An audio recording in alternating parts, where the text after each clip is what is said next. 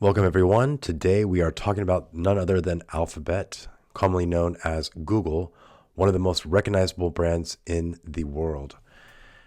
Now, it's trading under two different ticker symbols. We have the voting Google under the ticker GOOGL, and we have the non-voting Class C, GOOG, whereas the first ticker, GOOGL, is the Class A stock.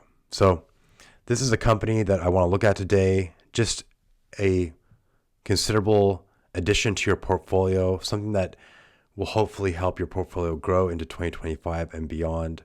The aim is to look at a company that has a strong balance sheet, strong revenue, and is really, leaning into innovation and a current phase of the AI race. And so, yeah, I've started here. I'm on the 10K. We're not going to go into this in detail. I just pulled this up because I encourage any investor to do their due diligence. This is a great form to look through. It does detail a lot of the threats to Google, a lot of things that they're aware of, sources of revenue. It does an extensive breakdown of the performance of the company over the past few years. This is specific to 2024, but nonetheless, a great document to look at. So let's go ahead and talk about how does Google make money? Well, there's a lot of segmentations here. Primarily, Google makes their money from ad revenue tied to search. So when you perform a search on Google, typically you'll see the ads. A lot of times they're hard to spot because they blend in quite well, but the search results will show ads. That is really their main source of revenue. Of course, in addition to that, they do have ads on YouTube, which are considerable, and then they have their third-party partner ads, which is sizable, but not really to the extent of YouTube revenue or their search ads. Of course, they do have their various services. Another large segmentation outside of ads and Google services would be their actual Google Cloud, which is growing rapidly. We're going to look at the segmentation for that in a bit. And also, of course, their devices, their Pixel devices, have gained a considerable traction and have really become quite good devices, especially now with newer models of Gemini. So speaking about the balance sheet and the stability of this company, Google does have growing earnings per share. They have considerable revenue, $300 billion in annual revenue, $100 billion in cash from operations, and they also are a new dividend payer. So that is exciting for anyone looking for some dividend growth. Now, if we go and look at, here we are on Yahoo Finance, we can actually see their earnings per share. We, of course, do see a dip in 2022. This was due to a rather weak ad market. So this did affect Google and also Meta, which also makes the bulk of their revenue from ads or ad revenue. But another area to look at would be the basic average shares. We do not see any dilution of stock here. We actually see a little bit of buyback. So this is also good in terms of being diluted as an investor, something we want to look for where companies need to issue shares or take on more debt. This is not the case with Google.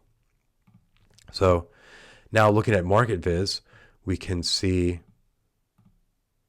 consistent growth in their revenue, but also we do see they are growing their earnings per share. Again, this is the dip in 2022 due to a weaker ad market. This is all called out in their 10K, whereas they talk about fluctuations or competition with other tech platforms. And so they're very cognizant of competition. And so it probably behooves us to talk about the threats to search. Really, that's the main thing. Their main revenue driver, search. A major threat to that would be AI.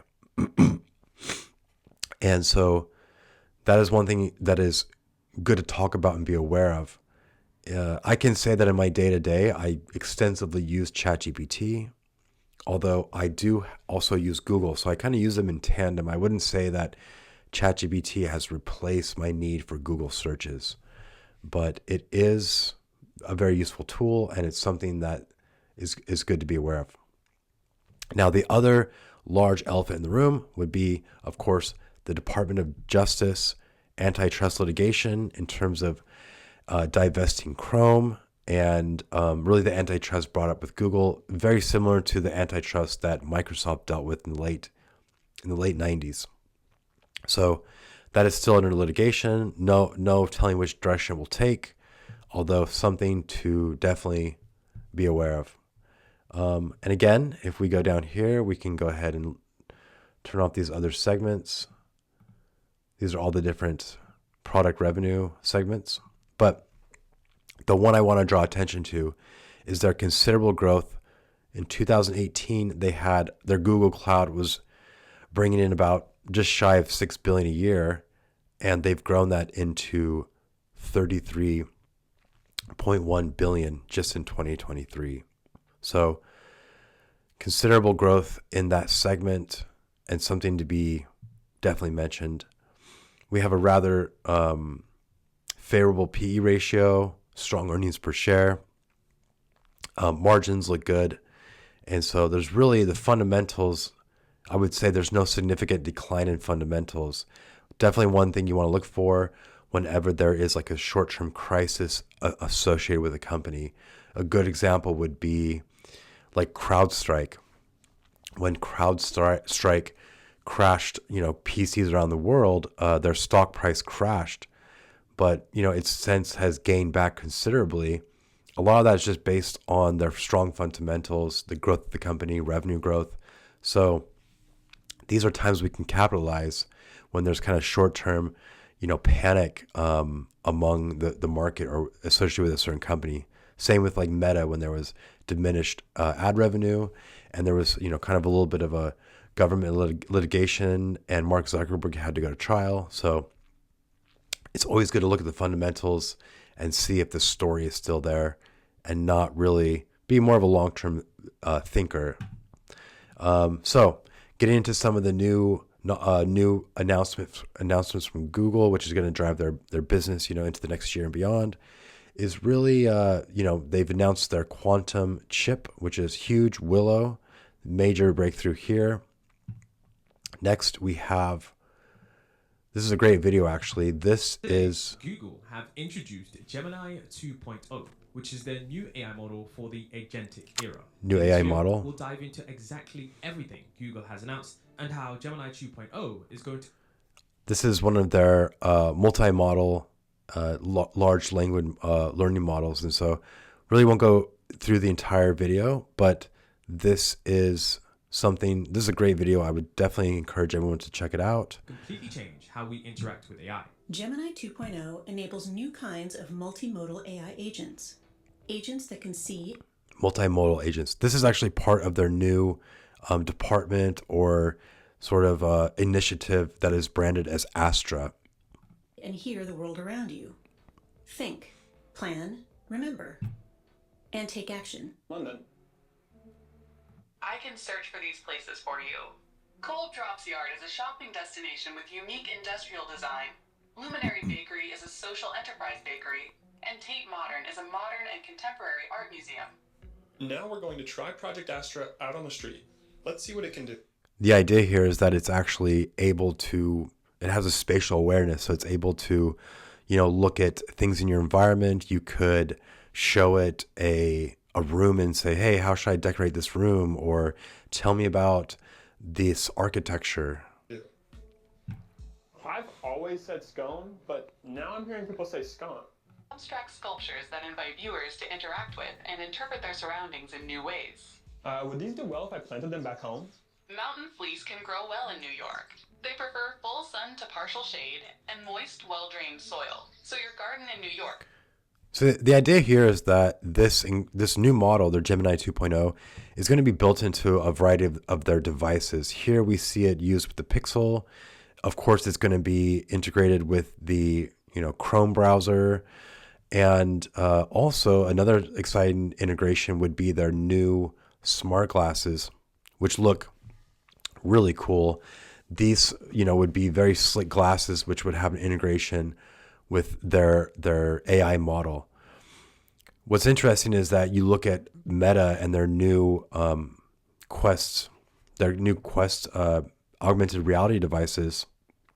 They don't really have a built-in, as far as I know, they don't have a built-in AI model yet. So you could put them on and you'd have to, you could go to ChatGPT, but these actually have them, directly native into the device. So a huge draw there. Now, let's go ahead and look at YouTube, another great, the secondary source of their ad revenue. We can actually see, this is a report from Nielsen. And so we see where YouTube actually falls right above Netflix. So this is actually really important to mention because YouTube is now being viewed as sort of prime time as cable was many years ago. Families are consuming it, watching it, all age groups. As a matter of fact, I have a young son and he very much prefers YouTube to Netflix, even though Netflix has great, cartoons and a lot of kid content. He always strongly prefers YouTube and very attached to that. And so I would say YouTube is very integrated and ingrained in a lot of people's psyche. So much so that, when you buy a TV, you see the little kind of YouTube icon on the controller, as well as Netflix, Disney Plus, and maybe some other ones like Prime Video. But very strong platform and only growing. It's able to scale its ad revenue as creators scale their content. So this is really the last key point I want to make is there's a lot of tremendous value in Google.